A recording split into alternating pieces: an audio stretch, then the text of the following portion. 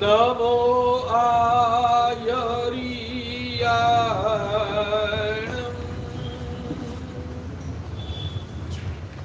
नमो उवज्झायाणं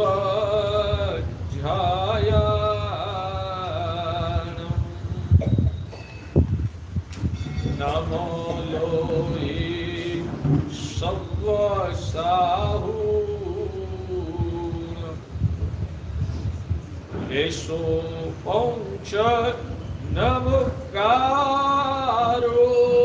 संवभावपणशणो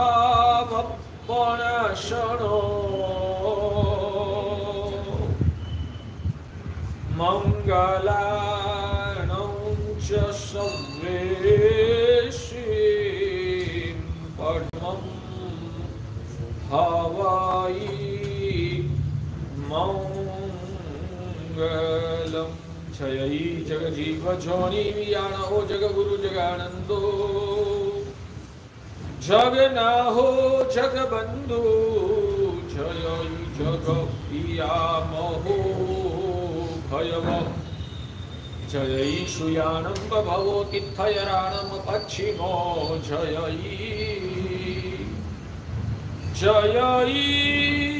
गुरुलोगानं जय महापा महावीरो अज्ञानतिमिरन्धनं ज्ञानञ्जनशलाकया नेत्रमुन्मीलितं येन तस्मै श्रीगुरवे नमः। सर्वारिष्टप्रणाशाय सर्वाभीष्टार्थदायिने सर्वलब्धिनिधानाय श्री गौतम स्वामिने नमः। श्री सुधर्मा स्वामिने नमः। चारित्रपात्रं तपसा सुगात्रं लब्धाब्धशास्त्रं विनयादमात्रं प्रातः सुस्वर्यं स्थविरं श्रीसङ्गे श्री सिद्धीश्वरमानतोऽस्मि प्रातः सुस्मर्यं स्थविरं श्रीसङ्गे श्रीभद्रं करसूरीश्वरमानतोऽस्मि श्री रवि प्रभ विजय गुरुवार मानतु।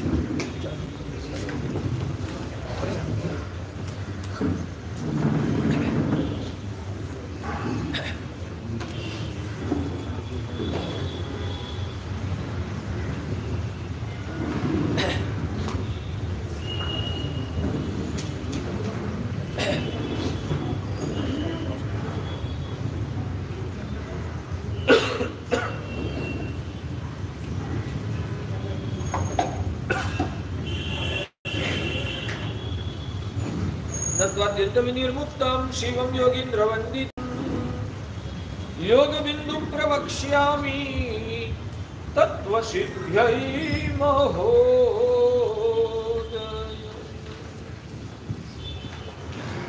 भाग्यशाली अनंत उपकारी परम करुणा सागर तारक देवादिदेव तीर्थंकर भगवंतों ने जगत के जीव मात्र के कल्याण के लिए धर्म शासन की स्थापना की है।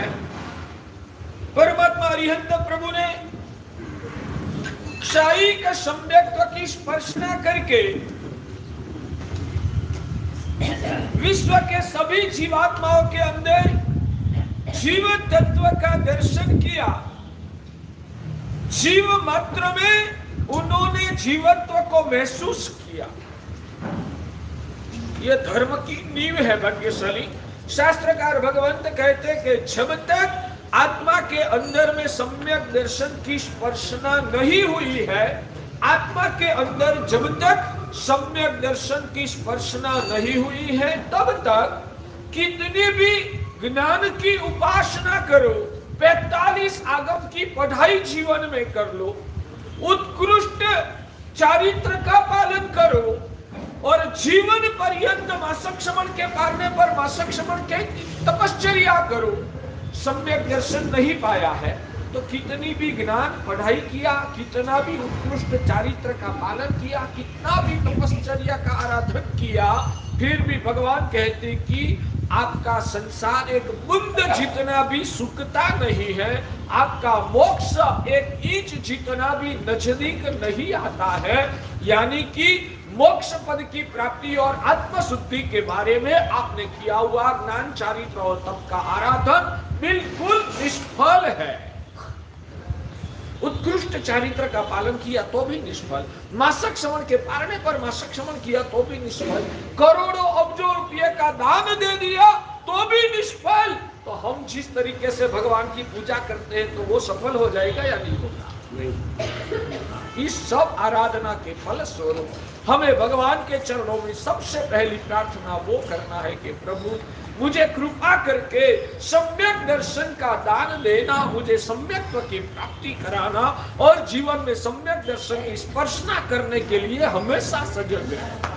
सम्यक दर्शन जिनको प्रकट हुआ उसका मापदंड क्या है? तो भगवान कहते हैं कि हर प्रक्रिया में, चाहे वो धर्म की क्रिया हो चाहे वो संसार की क्रिया हो, हर क्रिया के दौरान उनकी आत्मा के प्रति जागृति होती है और आत्मा से भिन्न ऐसे भौतिक पौद्गलिक पदार्थों में उनको परायापना का भाव होता है। ये घर किसका? आपका किधर रहते हैं? हाँ, आप किधर रहते हैं? जयनगर में किधर रहते हैं? वो घर मेरा, वो 4th ब्लॉक में जो आपका जो नंबर का बंगला हो वो मेरा। भगवान कहते वो तो विनाशी है, उसमें आपको अपनपना का भाव नहीं होना चाहिए। एक बात कहूं, ये कपड़ा किसका? मेरा। आपने पहना वो किसका? आप बोलोगे ये कपड़ा किसका है तो आप बोलोगे मेरा है। ये कपड़ा किसका तो मैं भी बोलूंगा ये मेरा है। हम 15 साधु है ना, तो ये रजोहरण किसका तो मैं कहूंगा मेरा, वो रजोहरण किसका तो उनका, वो रजोहरण किसका तो उनका, ऐसा हम बोलते हैं। मगर भगवान बोलते हैं, भगवान कहते हैं कि मिथ्या दृष्टि आत्मा भी कहती है कि ये कपड़ा मेरा है और सम्यक दृष्टि आत्मा भी बोलती है ये कपड़ा मेरा है। मिथ्या दृष्टि आत्मा भी बोलती है कि ये मेरा घर है, सम्यक दृष्टि आत्मा भी बोलती है कि ये मेरा घर है। मगर दोनों में फर्क क्या होता है? दोनों बोलते हैं ये मेरा है, मगर दोनों में फर्क क्या होता है? मैं कभी उदाहरण देता हूं कि आप बेंगलोर वासी, आज तो फ्लाइट का जमाना आ गया, 2 घंटे में यहाँ से भावनगर, वहां से 1-1.5 घंटे में पालीताना, वहां से 1.5 घंटे में दादा के दरबार में, वहां से पूजा आधा घंटा करके वापिस नीचे 1 घंटा में नीचे, वहां से 1 घंटा में भावनगर, वहां से वापिस 2-3 घंटे में आप बेंगलोर। आज वो जमाना आ गया। ऐसी तीर्थ यात्रा आपकी आत्मा को छूती नहीं है, ऐसी तीर्थ यात्रा आपकी आत्मा को पावन नहीं करती। ठीक है, पहले के जमाने में तो यहाँ से आपको पालीताना भी जाना है ना तो कितना 15 दिन, महीना, 1.5 महीना, 2 महीना लग जाता। और इतने दिन के लिए उधर गए तो वहां रुकेंगे कितने रुकेंगे? 1 घंटा, 2 महीना लगा है मान लो यहाँ से पालीताना जाने के लिए, तो वहां जाके आप रुकेंगे कितना? पूजा हो गई, बात खत्म, निकल जाओगे ना। क्या 10-15 दिन रुकोगे? अच्छा ठीक है, 10-15 दिन आप रुकने वाले हैं। इसलिए मैं भी यहाँ से विहार करता करता पालीताना पहुंच गया था, जयनगर में चौमासा करने के बाद मैं भी उधर पहुंच गया था और मैं ऊपर यात्रा करने के लिए जा रहा था या जाके वापिस आ रहा था। मैं नीचे उतर रहा था, आप ऊपर चढ़ रहे, रास्ते में मिल गए। साहेब मुझे पहचाना? ये कहीं पर दिखा तो है साहब, मैं जयनगर वाला। हाँ, मैं पहचान लिया। साहब मेरी रुम्बे गोचरी के लिए पधारना, मेरी रुम्बे गोचरी के लिए साहब पधारना। आपने विनंती की, करते हो ना, करोगे ना। और शत्रुंजय गिरिराज था, ऊपर तो लंबी चर्चा नहीं कर सकते हैं क्योंकि अपनी मर्यादा है। पवित्र तीर्थ की पावनता को टिकाने के लिए हमें शत्रुंजय गिरिराज चढ़ने के बाद कोई भी सांसारिक क्रिया, बातें वगैरह कुछ उधर करने का हमारी आचार मर्यादा में नहीं आता है। आप कोई पालन करते ही होंगे ना।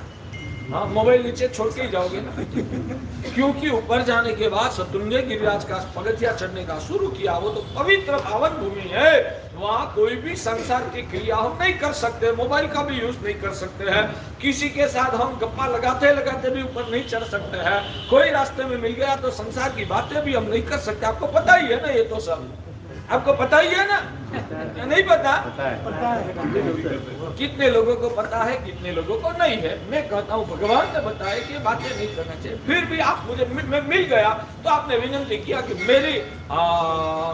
साहब मेरी रूम पे आप गोचरी भरने के लिए आना।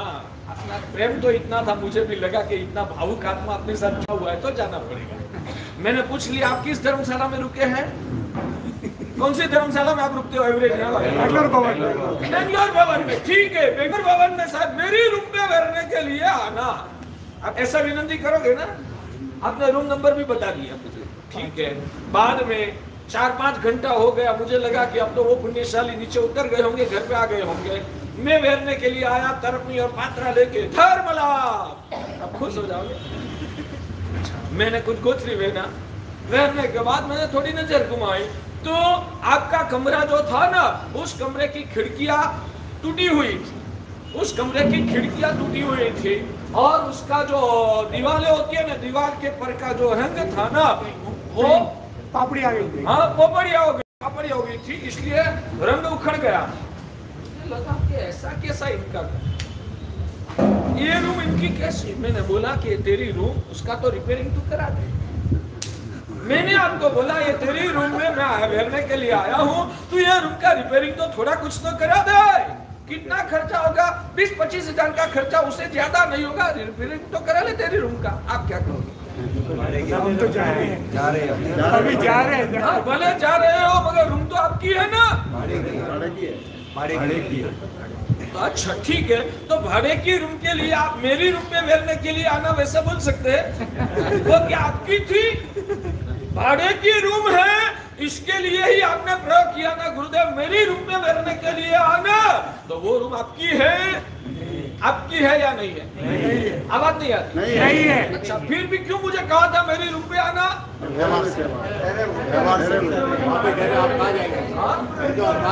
आप कहाँ जाएंगे? मेरी चिंता। हमारी रूम पे आप गोचरी भरने के लिए नहीं आओगे तो आप कहाँ जाओगे, वो हमारी चिंता है। हम भूखे मरेंगे, हम भूखे मरेंगे। हमारा एड्रेस नहीं नहीं, आपको ऐसा बोलना था, बेंगलोरी भवन में इस नंबर की रूम पे भरने के लिए आना, मेरी रूम पे भरने के लिए आना, वैसा क्यों बोला, वो मेरा प्रश्न है। टेम्पररी एड्रेस है हमारा। ऐसा बोलो महाराज साहब, जब हम बोलते हैं ना कि मेरी रूम पे आना, तब भी हमारे अंतर मन में तो विजन क्लियर ही है कि वास्तव में हमेशा के लिए ये मेरी नहीं है, ये तो भाड़े से 3, 5, 6, 7 दिन के लिए ली हुई है, वास्तव में वो मेरी नहीं है। सही बात? जब बोलते हैं कि मेरी रूम पे आना, तब भी आपको अंतर मन में तो पता होता ही है ना कि ये मेरी नहीं है। भाग्यशाली होता है। जब आप मुझे विनती करते हो मेरी रूम पे आना, वैसा जब आप बोलो तब भी आपको अंतर मन में क्लियर होता है कि ये वास्तव में हमेशा के लिए मेरी नहीं है, ये तो भाड़े से ली हुई टेम्पररी 5-7 दिन के लिए है। इसलिए व्यवहार में भले बोलो मेरी रूम पे आना, मगर हकीकत में उसके पर मैं मेरा पना का दावा नहीं कर सकता हूँ। ठीक है? ठीक है? नहीं, बराबर ठीक समझ में गया? ये उदाहरण बराबर समझ में आ गया हो तो मैं आगे चलूं। तो मैं कहता हूं ये कपड़ा भी व्यवहार से बोलूंगा मेरा, मगर अंदर से उस टाइम भी जागृति होती है ये मेरी नहीं, ये कपड़ा मेरा नहीं है। ये जो घर है ना फर्स्ट ब्लॉक में, जो भले व्यवहार से कोई पूछेगा तो कहूंगा मेरा घर उधर, मगर मैं अंदर से जानता हूं कि वास्तव में वो मेरा नहीं है। ये पत्नी, कोई बोलेगा तो हाँ ये मेरी पत्नी है, ठीक है, व्यवहार से बोलूंगा, मगर तब भी अंदर से पता है कि वो मेरी नहीं है। क्यों आवाज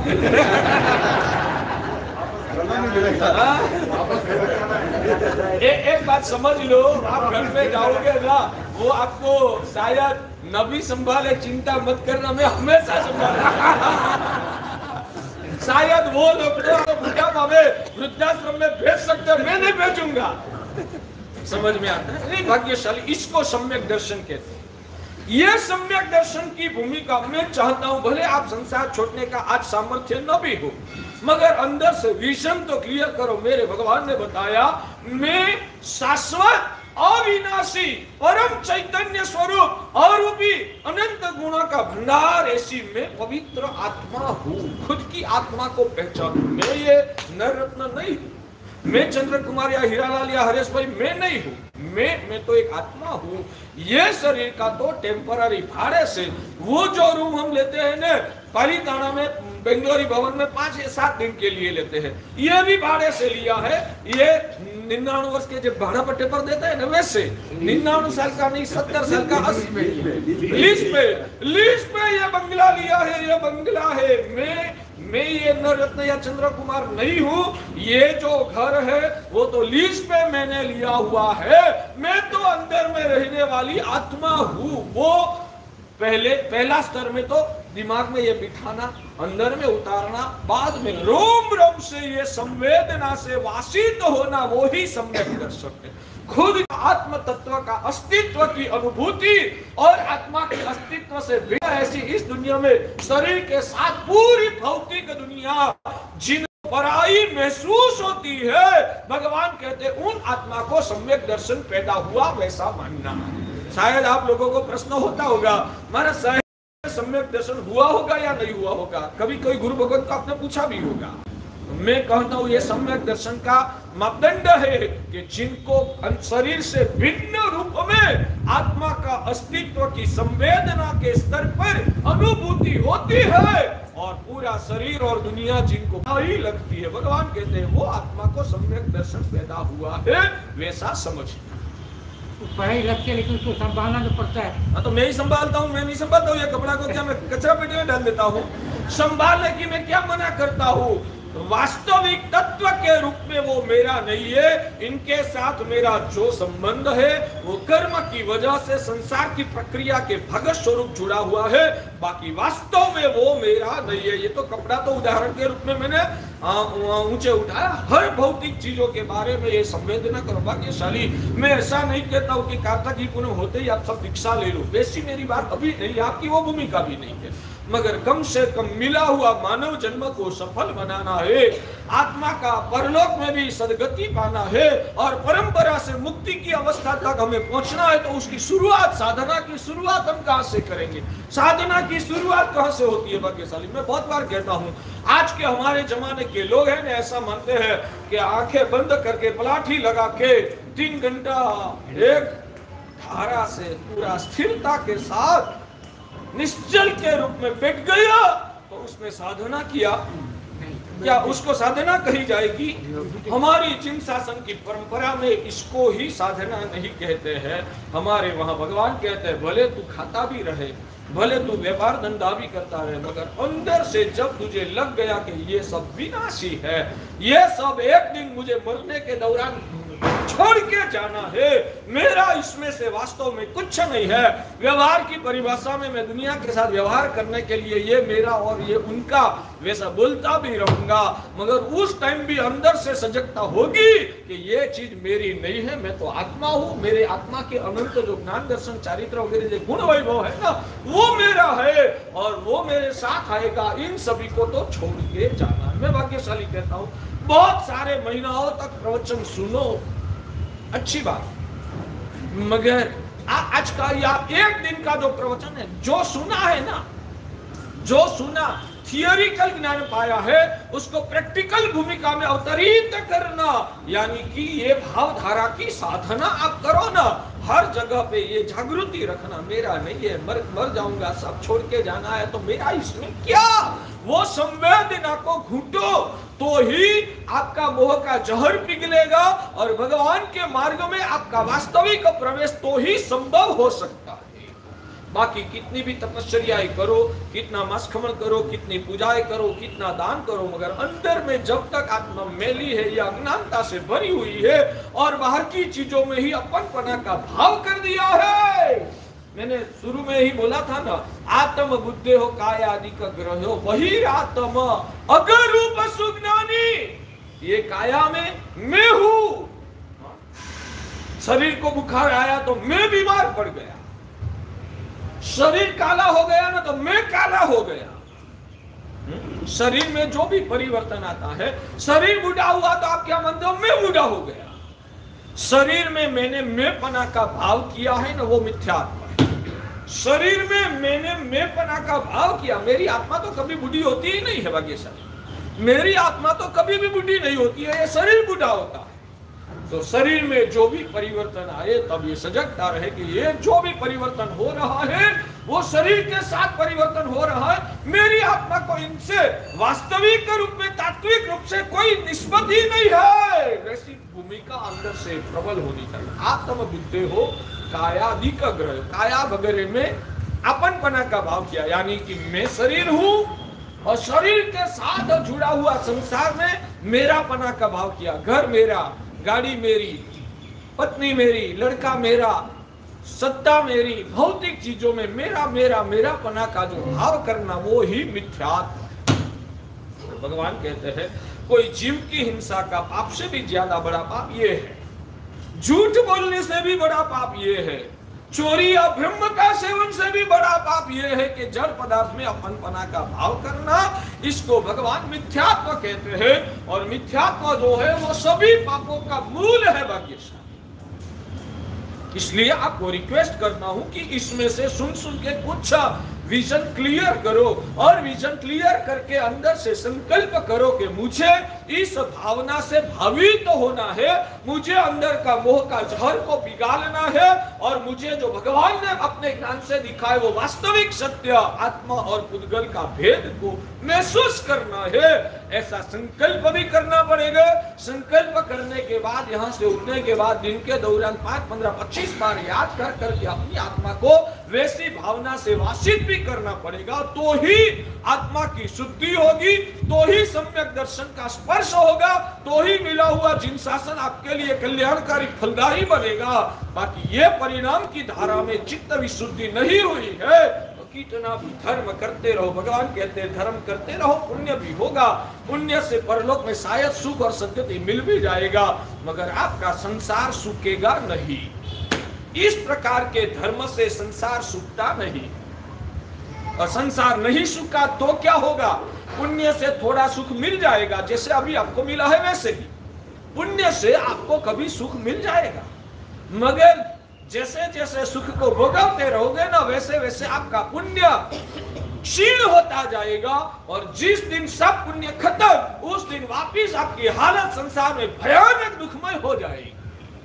इसलिए मैंने बार बार मैं आपको कहता हूं कि सुख पाने के लिए तो समझदार व्यक्ति धर्म नहीं करता है, पुण्य बढ़ाने की अभिलाषा से भी सम्यक दृष्टि आत्मा धर्म नहीं करती है। सम्यक दृष्टि आत्मा तो अपनी आत्मा को निरोगी बनाने के लिए, आत्मा की जो बीमारियां है उन बीमारियां को मिटाने का लक्ष्य के साथ सम्यक दृष्टि आत्मा की धर्म साधना होती है। मैं चाहता हूं कम से कम आप इस बाबत में क्लियर हो जाइए। भले धर्म आप अपनी अनुकूलता के अनुसार कम या ज्यादा करो, मगर जो भी करूंगा मेरा लक्ष्य वही रहेगा, मेरी आत्मा की बीमारी को मिटाना। जो औदैहिक भाव और क्षायोपशमिक भाव की बात किया था ना, औदैहिक भाव में सिर्फ मोह का उद्देश्य धर्म होता है, पुण्य बढ़ाने के लिए, संसार में सफलता पाने के लिए, भौतिक लालसाओं से संसार में ही ठीक होने के लिए धर्म होता है, वो औदैहिक भाव से।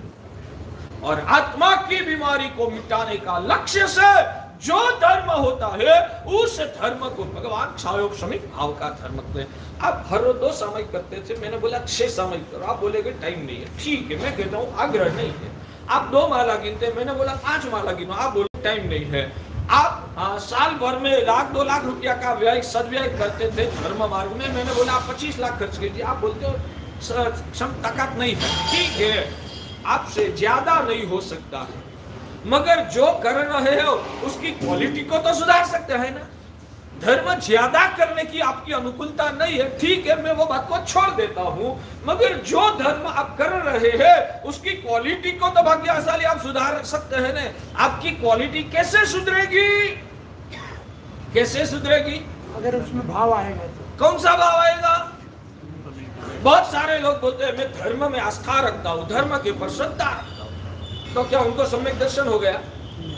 बहुत सारे लोग बोलते हैं मुझे धर्म के ऊपर विश्वास है, धर्म से ही सुखी हो जाऊंगा, ऐसी श्रद्धा है, धर्म कल्याण करने वाला है, धर्म से ही सुखी बनूंगा, वैसी जिनको श्रद्धा है, तो क्या उसको सम्यक दर्शन पैदा हो गया? हो गया? अरे मगर धर्म पर श्रद्धा होना वही सम्यक है। नहीं, मैं वो बता रहा हूं, वो नहीं है। आप अज्ञान में फंसे हुए हो। धर्म के पर की श्रद्धा का मतलब क्या? जिन वाणी पर श्रद्धा रखना। नहीं, क्या श्रद्धा? मगर श्रद्धा किसको कहते हैं? जो कहा वो सत्य है। नहीं, आपको ऐसी श्रद्धा है, मैंने आज से बोल दिया ये घर आपका नहीं है, श्रद्धा हो गई। वो जीवानी नहीं है तो जीनो, अरे ये किसकी वाणी है? तो ये जो घर तुझे मिट्टी का मिला है वो तेरा नहीं है। ये विधान जो किया वो जिनवाणी का नहीं है, तो किसका है? किसका है? भगवान की वाणी है, ये घर तेरा नहीं है। अब तो श्रद्धा छोड़, श्रद्धा रखो, वो मेरा नहीं, आपसे बोलना अलग बात है, वास्तव में परिणति, संवेदना, अंदर की विजन क्लियर होना, अज्ञान दूर होना, मिथ्यात्व दूर होना ना, वो अलग बात है भाग्यशाली। इसलिए लग रहा है कि इतने सालों से जिनवाणी सुनते हुए भी आप अभी सिर्फ सपाटी पे ही हो, प्राथमिक स्तर पे ही हो, वास्तविक धर्म का मर्म आपने नहीं पाया। ये भगवान की वाणी है, भगवान बोलते हैं ये सब तेरा नहीं है और ये सब विनाशी है। तो धर्म के पर श्रद्धा का मतलब आप क्या करते हैं? धर्म के पर श्रद्धा शब्द का अर्थ भाग्यशाली आप क्या करते हैं? बताइए क्या करते हैं? धर्म के पर श्रद्धा शब्द का मतलब क्या? परमात्मा की जो वाणी है उस पर अटूट श्रद्धा रखना। वो तो आपने सिर्फ मैंने जो बोला था वही आपने बोल दिया। श्रद्धा क्या है वो मैं पूछ रहा हूं। मेरा प्रश्न वो है कि धर्म के पर श्रद्धा शब्द का अर्थ क्या होता है?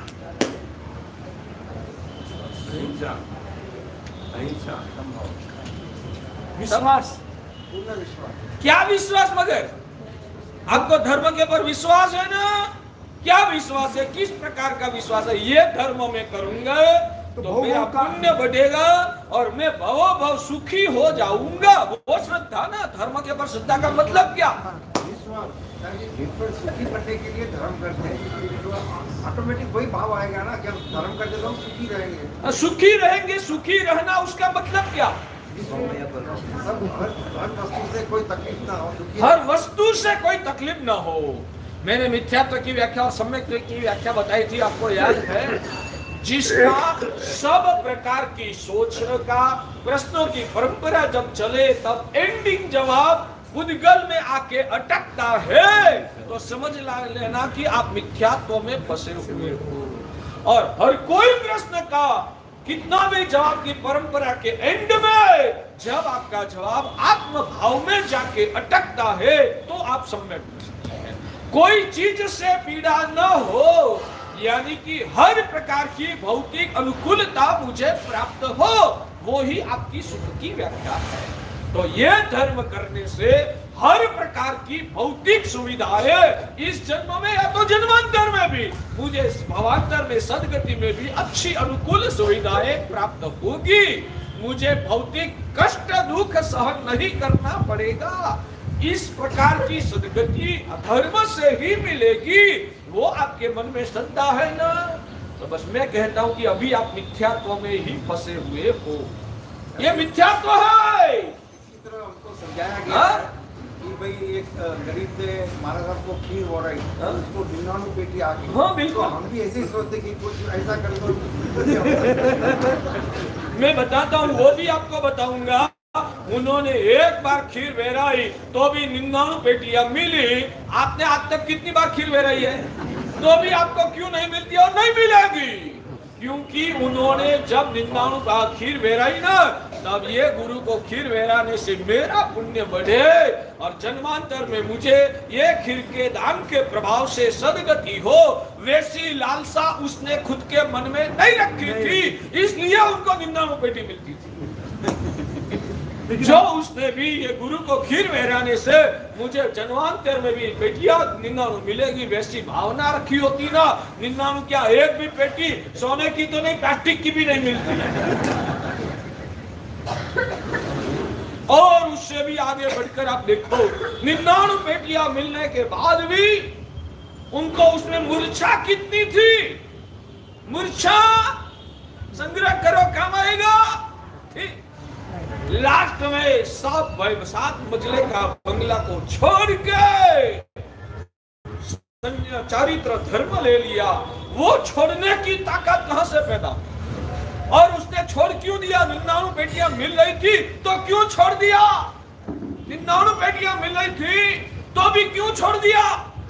क्या करता है 99 बेटी को? क्या हो सकता है? नहीं, उनको लगा जो सुख चारित्र में है ना, वो सुख 99 बेटियां में नहीं है। वो उनको समझ में आया, इसलिए उसने 99 बेटी वाला बंगला भी छोड़ के रिक्शा ले लिया।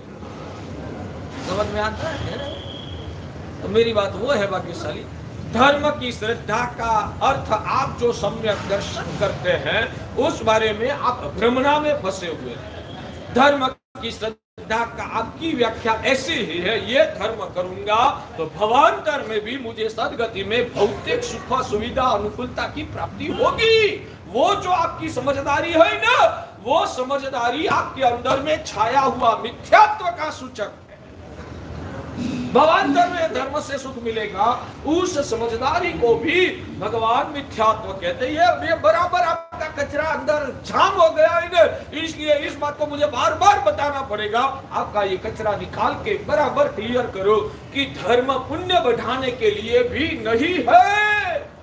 धर्म तो मेरी आत्मा को निरोगी बनाने के लिए है। मेरी आत्मा आज बीमार है, आज आपकी आत्मा बीमार है। शरीर की बीमारियां के बारे में बताया था, diabetes, blood pressure, cholesterol, cancer वगैरह शरीर की बीमारियां हैं। वैसे अहंकार हो जाना, घमंड होना, वो मेरी आत्मा की बीमारी है। घमंड करना वो शरीर की बीमारी नहीं है, वो आत्मा की बीमारी है। घमंड करना, मैं इतने पैसे वाला, मैं इतना बुद्धिशाली, मैं इतने लोगों के साथ में तो यहाँ का सीएम हो, गवर्नर हो, गृह प्रधान हो, सभी के साथ फोन पे में बात कर सकता हूं, उसका भी घमंड होता।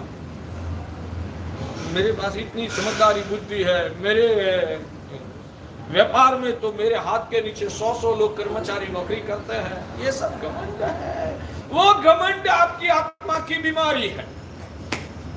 वो घमंड आपकी आत्मा की बीमारी है। मैं जानबूझ के बोल रहा हूँ पुण्यशाली, ये आपका रोग है और आपका रोग पहला पहचान कराना, बाद में रोग को मिटाना। गुस्सा आ जाता है, गुस्सा आता है ना, वो आपकी आत्मा की बीमारी है। किसी के ऊपर ईर्ष्या का भाव पैदा होता है, कोई आपसे आगे निकल जाए तो जलन होती है, वो आपकी आत्मा की बीमारी है। जगह जगह पर मलिन भावों से झूठ बोलने की वृत्तियां सहज हो चुकी है आप लोगों की। आप कितना भी सज्जन के रूप में दिखावा करो, ललाट में तिलक करके आओ, समय के कपड़े में आके बैठो और गुरु महाराज को सिर झुका के साहेब लाभ दो, लाभ दो, लाभ दो। आप दिखो तो इतना अच्छा लगे, क्या अद्भुत धर्म आत्मसात हो चुका है। हम अंदर से जानते हैं कि ये लोग झूठ बोलते हैं ना, तो झूठ बोलने के दौरान मैं पाप कर रहा हूं, झूठ बोलने के दौरान मैं मेरे भगवान के हृदय को ठेस पहुंचा रहा हूं, झूठ बोलने के दौरान मैं ये गलत काम कर रहा हूं। वैसा आपको अंदर में दर्द भी नहीं होता है, वो आपकी हालत है। ये आपकी आत्मा की बीमारी है, अंदर की मलिनता, वो आपकी आत्मा की बीमारी है। भाग्यशाली जैन कुल पाने के बाद जिन शासन की आराधना करते करते ये बीमारी को मिटाने का लक्ष्य रखना है। अंदर की पाप वासना का, तृष्णा का, अपेक्षा का, अहंकार का, महत्वाकांक्षा का, विषयों की आसक्ति का रोग जो आपकी आत्मा को लगा है ना, वो आपकी बीमारी है, वो आपकी बीमारी है। उस बीमारी को मिटाने के लिए भगवान की आज्ञा के पालन करने के रूप में हमें धर्म की आराधना करना है। मेहरबानी करके कहता हूं कि और कुछ करो या ना करो, इतना बराबर बिठा दो। ये धर्म की आराधना पुण्य करने के लिए भी नहीं है, ये धर्म की आराधना आत्मा की बीमारी को मिटाने के लिए है। इस बात को दृढ़ता से हृदय पर बिठा दो। हमारा आज जैन समाज पूरा भटक गया है, आज हमारा जैन समाज पूरा भटक गया है। भगवान अरिहंत प्रभु का उपदेश का जो रहस्य और सार था वो चूक गया है और मिश्रित गलत भावों से ही वो धर्म का भी शरण लेता है। आज से आप तय करो अंदर की बीमारी को। मैंने कल बताया ना कि आपको 50 लाख रुपए का पेमेंट लेना है। पेमेंट लेने के लिए जब उनके घर पे जाओगे तो चाय मिल जाएगी, मगर चाय पाना वो हमारा लक्ष्य नहीं है। हमारा लक्ष्य तो 50 लाख का पेमेंट पाना वो ही। वैसे ही धर्म करते करते धर्म के प्रभाव से जब तक आप मोक्ष में नहीं जाओगे ना, तब तक आपको भौतिक सुख समृद्धियां संसार में भी धर्म के प्रभाव से मिलेगी। मगर वो पाने के लिए हमें धर्म नहीं करना है, हमें तो धर्म हमारा आत्मा की बीमारी को मिटाने के लिए करना है। समझ में आता है भाग्यशाली? मैं यह बात का आपको स्वाध्याय करने की रिक्वेस्ट करता हूं। यहां से बाहर निकलने के बाद भी चर्चा यह करो, आज तक इस विषय में हमने सोचा नहीं था, मगर हम भगवान का मर्म को ही चूक गए हैं। भाग्यशाली आप इतना स्वाध्याय करो घर पे जाके। मैं तो वहां तक कहता हूं, आज के दिन फोन किसी का रिसीव करना नहीं, किसी को फोन करना है, करोगे? फोन किसी का रिसीव करना नहीं और किसी को फोन करना नहीं, और नहीं रह सकते हैं तो ठीक है, जिनको भी फोन करो या जिसका फोन रिसीव करो, सबसे पहले फोन उठाने के बाद बोलना, 1 मिनट रुक जा, आज गुरु महाराज ने जो बोला था वो मुझे अब तुझे सुनाना है। 1-2 मिनट के लिए मेरे गुरुदेव ने आज प्रवचन में ऐसा बताया था कि धर्म करते करते पुण्य होगा और पुण्य से सुख भी मिल जाएगा, मगर वो आशंसा से धर्म करूंगा ना, मेरी आत्मा मैली हो जाएगी। इसलिए भगवान का मर्म यह है कि धर्म भी आत्मा की बीमारी को मिटाने के लिए करना है, भौतिक लालसा से धर्म नहीं करना है। इतना आज गुरुदेव ने प्रवचन में बताया था। बोल अब तुझे क्या कहना है, ऐसा करके बात बोलोगे, इतना करो, फोड़ देगा। इनको गरज होगी नहीं तो दोबारा करेगा, आपको गरज है तो आप दोबारा करना, मगर पहले फोन में तो ये बताना आपके भलाई के लिए कि तो मुझे क्या क्या क्या स्वाद है बाकी साहब। चलो तो ठीक है। तो सम्यक दर्शन भगवान अरिहंत प्रभु ने क्षायिक सम्यक्त्व पाया। अब एक बात समझ लेना, सम्यक्त्व भी अनेक प्रकार के हैं। औपशमिक सम्यक्त्व है, क्षायोपशमिक सम्यक्त्व है, क्षायिक सम्यक्त्व है, शाश्वतन सम्यक्त्व है, वेदक सम्यक्त्व है, रोचक सम्यक्त्व है। वैसे सम्यक्त्व के बहुत सारे प्रकार है, उसमें महत्व के 2 प्रकार, क्षायोपशमिक सम्यक्त्व और क्षायिक सम्यक्त्व। उसकी डिप में नहीं जाऊंगा, इतना ही आपको बताऊंगा। क्षायिक सम्यक्त्व जो होता है ना, वो एक बार स्पर्श हो जाने के बाद वो सम्यक्त्व आत्मा के पर से कभी भी चला नहीं जाता है, कभी भी वो उसका वियोग नहीं होता है। एक बार सम्यक्त्व स्पर्श ना हो गई तो अनंत काल तक जो सम्यक्त्व टिकने वाला है, उस प्रकार के सम्यक्त्व को क्षायिक सम्यक्त्व कहते हैं। और क्षायोपशमिक सम्यक्त्व आने के बाद वो चला भी जा सकता है। तो भगवान ने क्षायिक सम्यक्त्व पाया। सम्यक्त्व की स्पर्शना होती है तब जीवात्मा को शरीर और आत्मा का भेद महसूस होता है, और वो अपनी आत्मा को भी आत्मा के रूप में महसूस करता है। और सम्यक दृष्टि आत्मा जो होती है ना, वो विश्व के सभी जीवात्माओं के अंदर भी जीवत्व का दर्शन करेगा। वो सम्यक्त्व का लक्षण है। भाग्यशाली सामने कौन है? चंद्र कुमार है। वो तो इनका इस भाव का पर्याय, अंदर में जो है ना वो तो आत्मा है। ये कौन? हीरालाल जी है। ये हीरालाल जी तो उनकी माता ने जन्म देने के बाद बुआ ने दिया हुआ नाम है, मगर वो शरीर के अंदर में जो छुपा हुआ चैतन्य रूप जो तत्व है ना, वो जीव, उस जीव का सम्यक दृष्टि आत्मा दर्शन करता है। ये रोहित भाई वो तो उनका पर्याय है, मगर अंदर में रही हुई जो आत्मा है ना, वो आत्मा, ये रोहित भाई का शरीर, चंद्र कुमार का शरीर चमड़े की आंखें से दिखेगा। अंदर रही हुई आत्मा चमड़े की आंखों से नहीं दिखती है, मगर अंदर की अंतर चक्षु से अंदर में रही हुई जीवात्मा का जीव दर्शन कर सकता है। जब दृष्टि निर्मल हो जाती है, यानी कि सम्यक दर्शन पैदा होता है। तो इसलिए तो हमारे भगवान की नमुत्थुनम सूत्र में स्तवना करने के दौरान प्रभु का गुणगान गाया कि प्रभु कैसे है, चक्षु दे, चक्षु देने वाले। कौन सी चक्षु? अंतर चक्षु।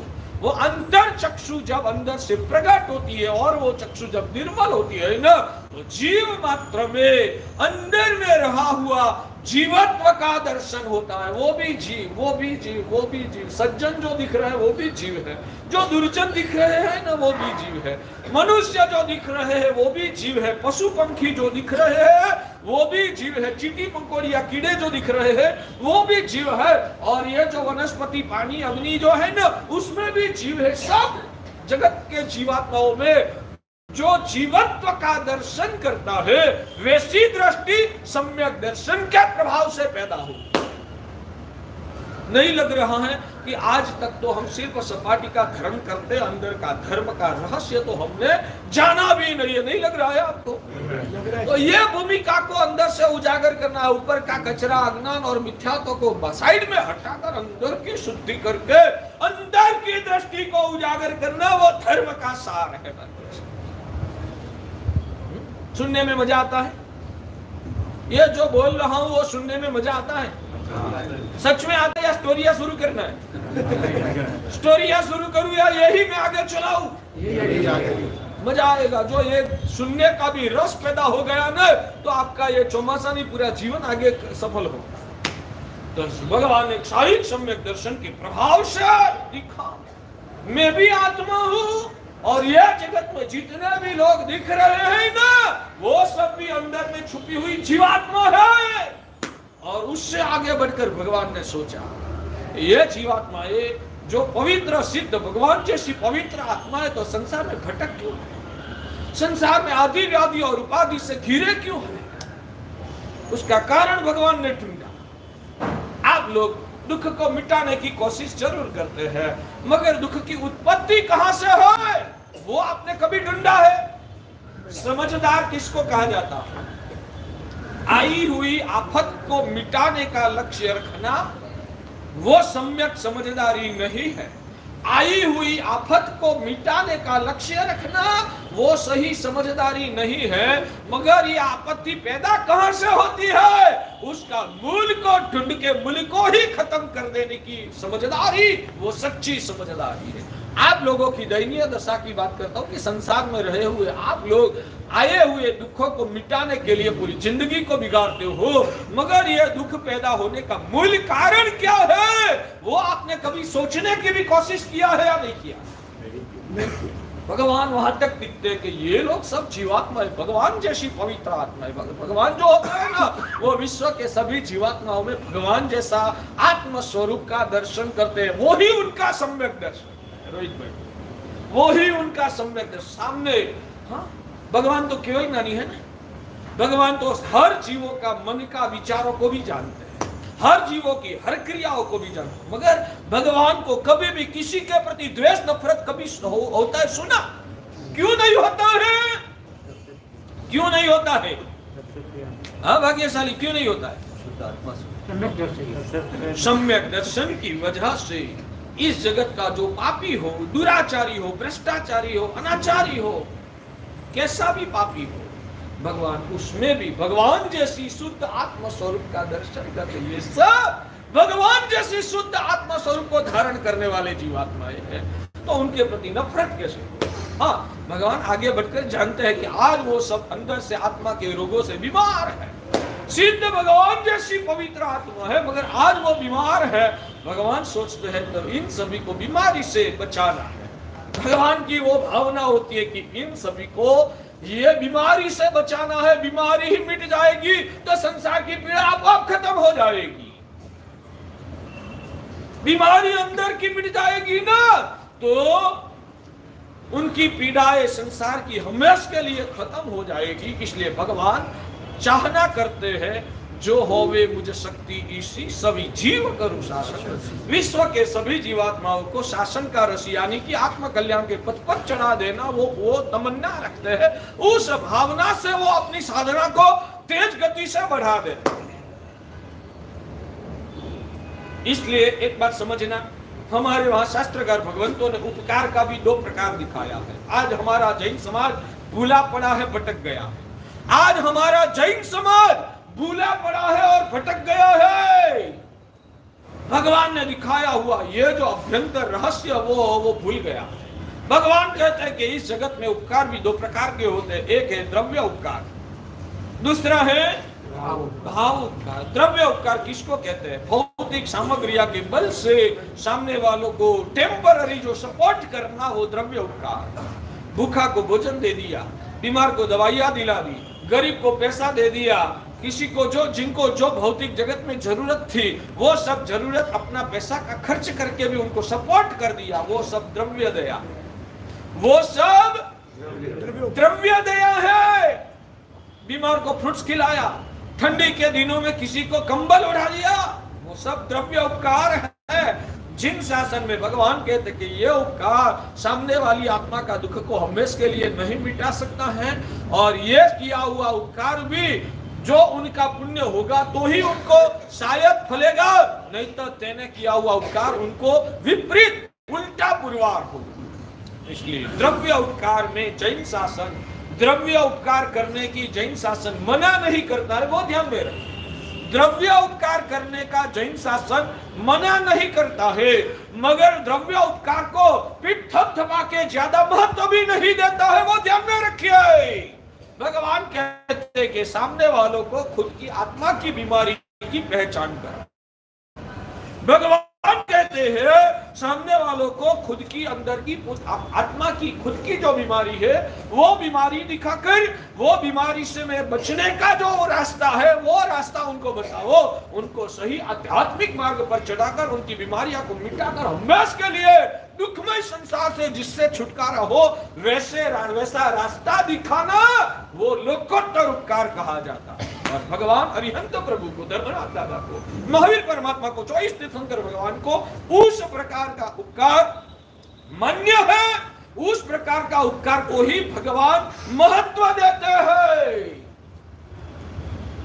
जैसे कि आज आप करोड़ों रुपए का खर्च करके दुनिया को सपोर्ट करते हो, मैं क्या करता हूं?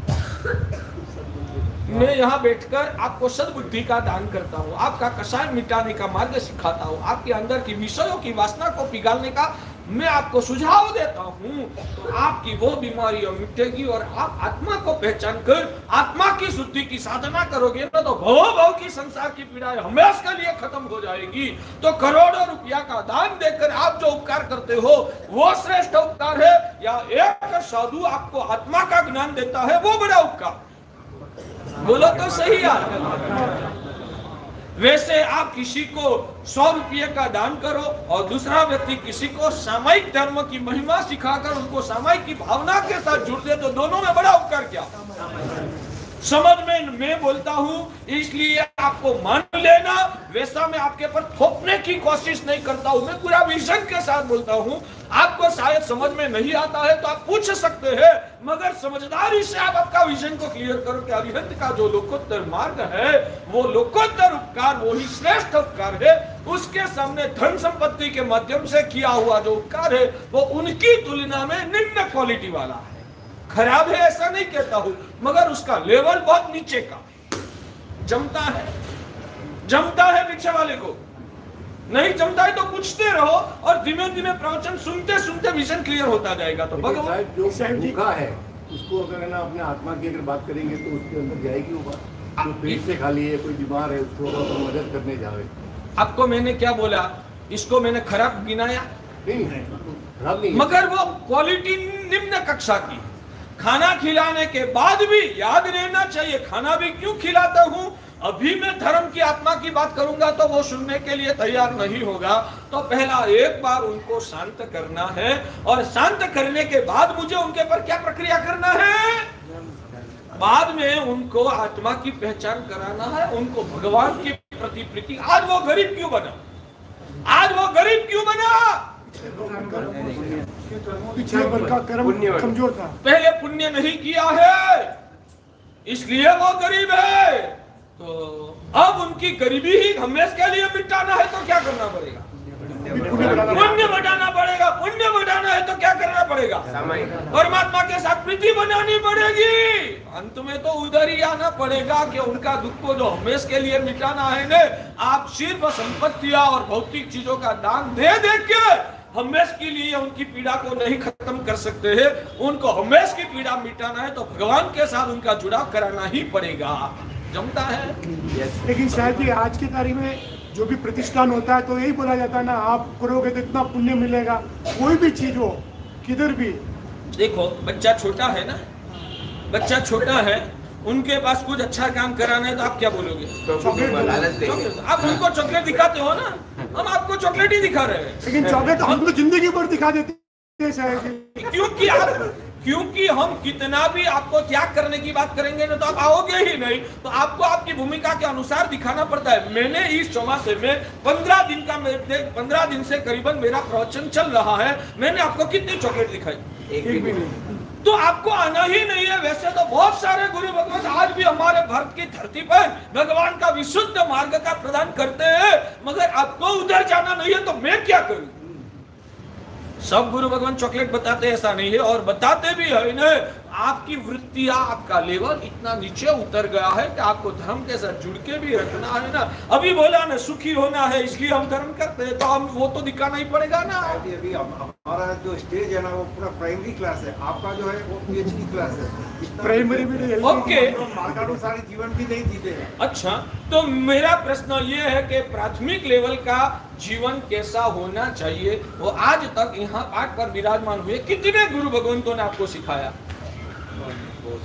तो भी आपको ऊंचे उठना ही नहीं है, तो हम क्या करें? वो मुझारा है। तो हम आपको ऊंचे का आदर्श बताते हैं कि जिन्होंने PhD कर लिया है, जो कॉलेज में पढ़ चुका है, जिन्होंने डिग्री पाया है, उनका क्या लेवल है वो हम बताएंगे, तो आपको आकर्षण होगा कि मुझे भी ऐसा होना है। बिल्कुल, चलो ठीक है भाग्यशाली। तो अपनी बात वो थी कि धर्म जो, हाँ, साइक सम्यक दर्शन, मैं सम्यक दर्शन की बात कर रहा था।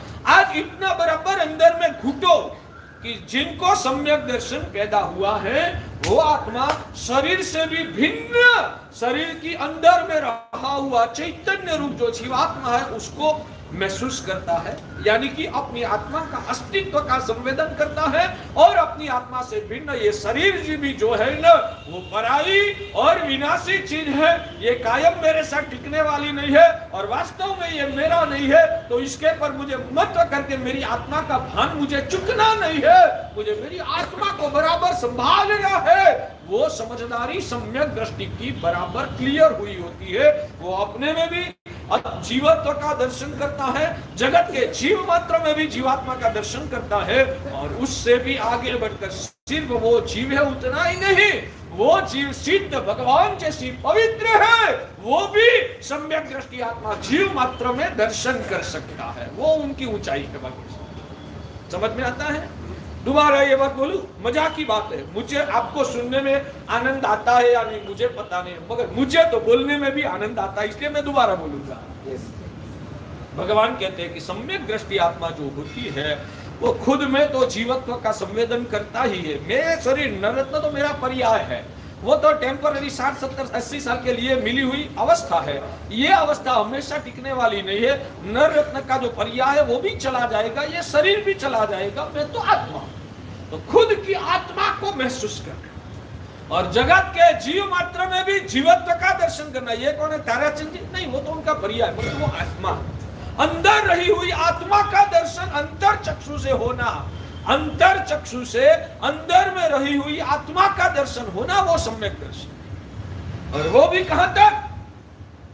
अभी की आत्मा कैसी है उतना ही नहीं, ओरिजिनल उनकी आत्मा कैसी है, सिद्ध भगवान जैसी निरोगी पवित्र है, वहां तक दर्शन होना, वो सम्यक दर्शन का लक्ष्य। और फिर भी अभी वो बीमार है। कौन सी बीमारी है? लोभ की बीमारी। आप सभी को लगी हुई लोभ की बीमारी।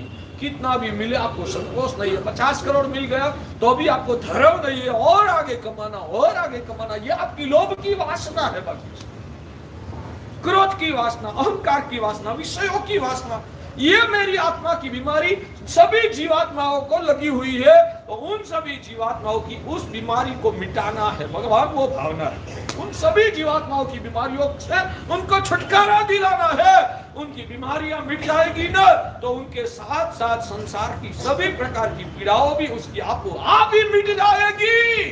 इसलिए भगवान कहते हैं कि आपका लक्ष्य आर पार कर दो, अंदर का आत्म स्वरूप के तक आपकी दृष्टि को पहुंचाकर ऊंचे, उनको अंदर से ही ऊंचे उठाने का पुरुषार्थ करो, वो श्रेष्ठ उपकार है। बाकी टेम्पररी उनको भौतिक रूप से सहारा देते रहो, वो वास्तविक और श्रेष्ठ क्वालिटी का उपकार नहीं है। ठीक है, आत्मा विशुद्ध है, आत्मा हमेशा सही काम करती है, तो एक आदमी जो गलत काम करता है वो किसके हिसाब से करेगा? अच्छी बात है। उदाहरण के साथ सुनना है, उदाहरण के साथ मैं एक उदाहरण देता हूं भाग्यशाली। आपका लड़का है, आपका लड़का 22 साल का लड़का चार्टर्ड अकाउंटेंट हो गया, इतना बुद्धिशाली, पूरे इंडिया में फर्स्ट नंबर में आया। पूरे इंडिया में आपका लड़का की बात करता हूं। और इतना विनयी और विवेकी था वो, हमेशा आपका गौरव को बढ़ाता है और आपका सम्मान रखता है। आज के जमाने में ऐसा विनयी गुणवान लड़का प्राप्त होना ना, वो भी दुर्लभ है। वैसा सज्जन लड़का आपको मिला था। उस लड़का को एक दिन बुखार आया। वो बुखार इतना बड़ा 101 degree, 102 degree, 103 degree, 104 degree, 105 degree बुखार हो गया। और वो शरीर में जो तपत है ना, गर्मी इतनी बढ़ी, वो बुखार दिमाग के पर आक्रामक हो गया, दिमाग पर उसने कब्जा लिया। होता है ना, हमारी भाषा में कहते हैं कि ताव, हमारे गुजरात में कहते हैं ताव मगज ऊपर चढ़ी, हमारी गुजराती में बोलते हैं ताव मगज ऊपर चढ़ी। आपके वहां क्या बोलते हैं? ब्रेन फीवर हो गया। ठीक है, ब्रेन फीवर हो गया, आपको भी चिंता होने लगी, बच्चा को इतना बुखार आया है। आपका हर रोज का व्यापार में कमाई का 1-1 लाख की कमाई थी, फिर भी 2 दिन के लिए आपने बाजार में जाने का भी छोड़ दिया, क्योंकि मेरे लिए मेरा लड़का पहला। प्रेम से आपने धंधा को भी साइड में रख दिया, घर में ही आप रहते हो, हर पल आप उसकी चिंता करते हैं, उसको क्या दवाइयां दिलाओ, कौन से डॉक्टर को दिखाओ, कैसे करके उसकी बीमारी मिटे। होता है ना, पापा है तो होगा। तो उस टाइम डॉक्टर आया, डॉक्टर ने कोई दवाइयां वगैरह बताइए, दवाइयां चाय के साथ लेना है। दोपहर में 2-2:30 बजे थे, आपको प्रेम था, आपने साविका को बोला कि 1-2 कप चाय बना दे, बच्चा को दवाइयां के साथ चाय पीना है। साविका ने चाय बना के दे दिया, गरम गरम चाय थी। और बच्चा तो ब्रेन फीवर है, उसका खुद का कंट्रोल नहीं है। आपने रकाबी में चाय निकाल के दवाइयां दूसरे हाथों में ली और बेटा को रिक्वेस्ट किया, बेटा ये दवाइयां और इतना 1 कप चाय पी। ऐसा ही करते हो ना व्यवहार। उस वक्त उसको ब्रेन फीवर था, खुद के ब्रेन पर कंट्रोल नहीं था। कंट्रोल नहीं होने की वजह से उनको गुस्सा आया, और गुस्सा में आपको ऐसा धक्का लगाया। हमारे गुजराती में धक्का बोलते, हिंदी में क्या बोलते? आपको धक्का लगाया। धक्का लगाने की वजह से उसने चाय तो नहीं पिया, सब चाय गिरी, मगर कहाँ गिरी? आपके खुद के नए कपड़े पहने थे, कपड़े पर गिरी, और गरम गरम थी चाय। तो आपको जलन भी, क्या गुजराती में बोलते हैं, डाजिया, जल गए। अब आप क्या करो? क्षमता भाव रखिए। नहीं साला नालायक, तेरे लिए तो 2-2 दिन से मैं बाजार में नहीं गया हूँ, 2 लाख की कमाई मैंने ठुकरा दिया। तेरे लिए सुबह से शाम घर में रहता हूँ, तेरे लिए इतनी चिंता करता हूँ, रात में तू सो जाता है, मैं तो सोता भी नहीं हूँ तेरी चिंता में, और तेरे लिए चाय बनाई, फिर भी मेरे साथ ऐसा व्यवहार करता है। नालायक, पीना है तो पी, मरना है तो मर, मैं तो आए गया निकल गया, बाजार में जाता हूँ। ऐसा ही गुस्सा करके आप उसके साथ व्यवहार करोगे ना? नहीं। क्यों नहीं करोगे? मेरा बेटा है, मेरा बेटा है, बीमार है, ऐसे ही करते जो आप सेकंड बोल रहे हो। बीमार है इसलिए, या मेरा बेटा है इसलिए? बीमार है इसलिए आप ऐसा करते हैं ना। तो मैं कहता हूँ कि 6 दिन के बाद पड़ोस का लड़का है ना, वो भी ऐसा ही बीमार हुआ है, आप क्या करोगे? उनके घर वाले करेंगे। भाग्यशाली, वहां आप जानते हैं मेरा बेटा तो कैसा है? विनयवान है, गुणवान है, समझदार है, विवेकी है, गुणियल है। बेटा खराब नहीं है, बुखार के उनको लगा हुआ बुखार खराब। बेटा खराब नहीं है, उनको लगा हुआ बुखार खराब है। तो जैसे जैसे वो ज्यादा गलत व्यवहार करेगा ना, जैसे जैसे वो ज्यादा गलत व्यवहार करेगा, वैसे वैसे आपका प्रेम और ज्यादा उभरेगा। इस जगह पर दूसरा बेटा है, वो बीमार नहीं है, वो अपनी ओर से चाय पी लेता है, तो आप भी उनको ऐसे ही प्रेम करके थपथपा के पिलाओगे, बेटा एक घुट पी ले, एक घुट पी ले, ऐसा करोगे? क्यों नहीं करोगे? वो बीमार नहीं। ये लड़का जितना व्यवहार गलत करता है, उतना उनकी बीमारी की चिंता से हमारा प्रेम बेटे के पर ज्यादा उभरता है। ठीक है ना? ऐसा ही होता है ना? भगवान कहते हैं ये सब जीवात्माएं मेरे बेटे जैसे, मगर इन सभी को आज कर्म की बीमारियां लगी हुई है। आज वो जो दुर्जनता दिखाते हैं ना, झूठ बोलते हैं, चोरी करते हैं, भ्रष्टाचार करते हैं, पाप का सेवन करता है, गलत व्यवहार करता है, किसी के साथ झगड़ा कर देता है, तो वो ये सब जीवात्माओं को कर्मों का बुखार लगा है, इसलिए वो ऐसा व्यवहार करता है। तो बच्चा जितना व्यवहार गलत करेगा, उतना पापा को प्रेम बढ़ेगा या नफरत होगी? प्रेम बढ़ेगा या नफरत होगी? बोलो ना, आप क्यों अटक गए? प्रेम बढ़ेगा। हमारे भगवान हमारे पापा है। भगवान जगत के जीवों की जितनी कर्ममय दशा को दिखते हैं और जगत के जीवों का दुख और पापमय जीवन स्थिति दिखते हैं ना, मेरे पापा को संसार के सभी जगत के जीवों के प्रति अंदर से प्रेम ज्यादा से ज्यादा उभरता रहता है। यानी कि भगवान को जगत का एक भी जीव के प्रति नफरत तो नहीं होती है, ऊपर से उनकी दुर्जनता दिख के प्रेम उभरता है, क्योंकि उन्होंने क्षायिक सम्यक दर्शन पाया है। इसलिए जगत के जीवों की अंदर की स्थिति दिखने की उनकी दृष्टि में ही बदलाव आ गया है।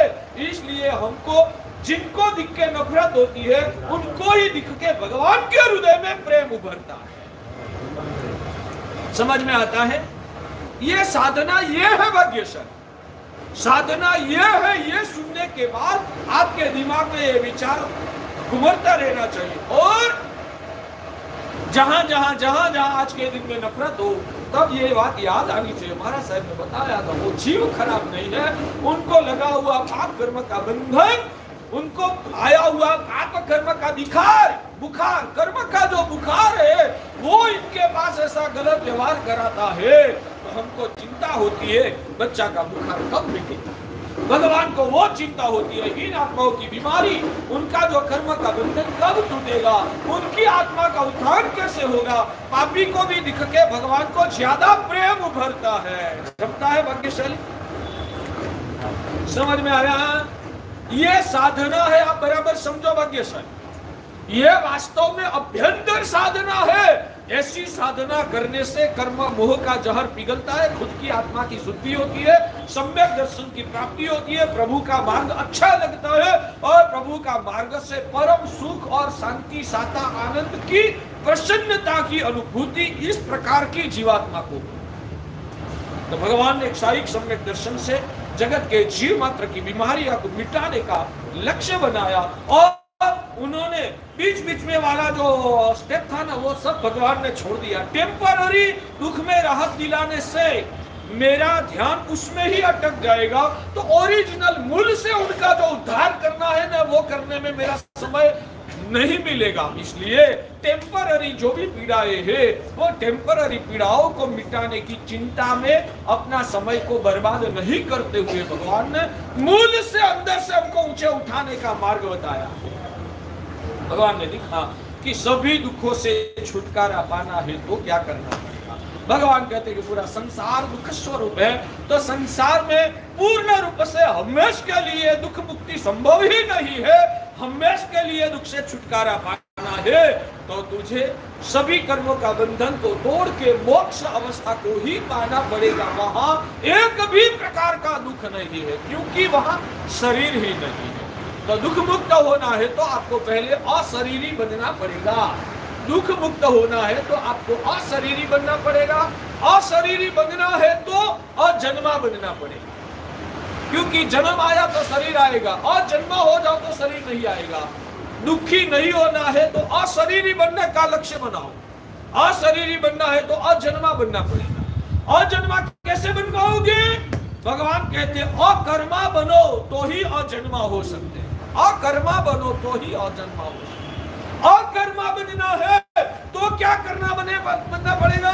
भगवान कहते हैं अविकारी बनो तो ही अकर्मा हो सकते हैं। अविकारी यानी कि आत्मा की बीमारियां को मिटाना, राग द्वेष क्रोध लोभ अहंकार को खत्म करना है। वो कैसे करना, वो ये योग बिंदु ग्रंथ में भगवान ने बताया है।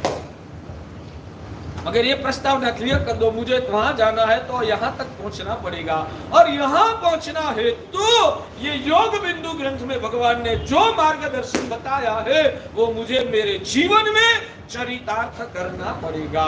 तो इसलिए हरिभद्र सुरेश्वर जी महाराज ने पहले श्लोक में बताया, नत्वाद्यंत विनिर्मुक्तम शिवम योगींद्र वंदितम योग बिंदुम प्रवक्ष्यामि तत्व सिद्धये महोदय।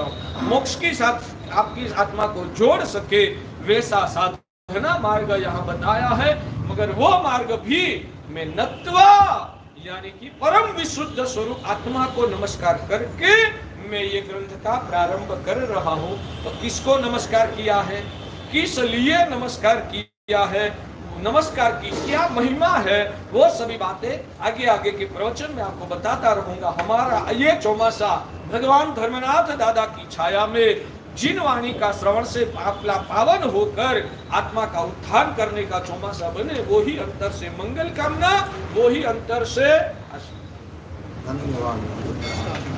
अचकान भाग्यशाली और उपवास वाले सूर्य गए मचकाई देवी हम यार छंद का लेना दिशा में आई एम बिल एकाश को दिया को कुर्सी साहब कुर्सी ऊपर इस पूरे पॉलिसी साहब यार छंद का लेना गयो आई एम बिल हम दिखाई ये तो एकाश में यार यार कैसे आउन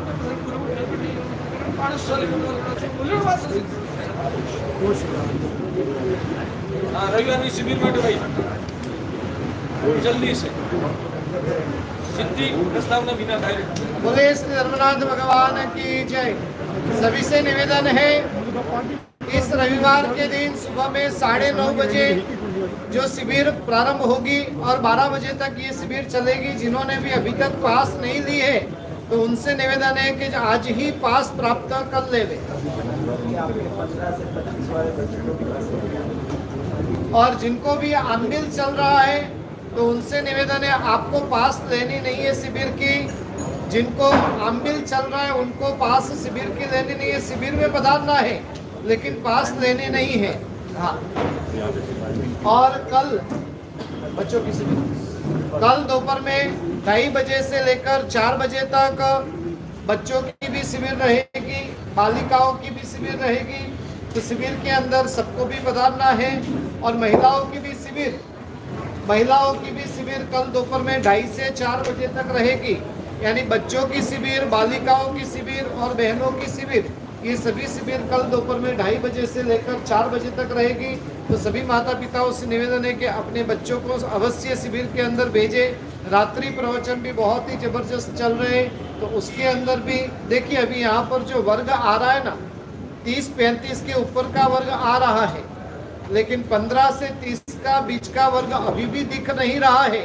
तो एक विशेष निवेदन है कि अपने घर में रहे हुए बच्चों को अवश्य प्रवचन में शिविर में लेकर आए, और प्रवचन और शिविर से भावित होंगे तो उनका जीवन भी सुरक्षित बनेगा।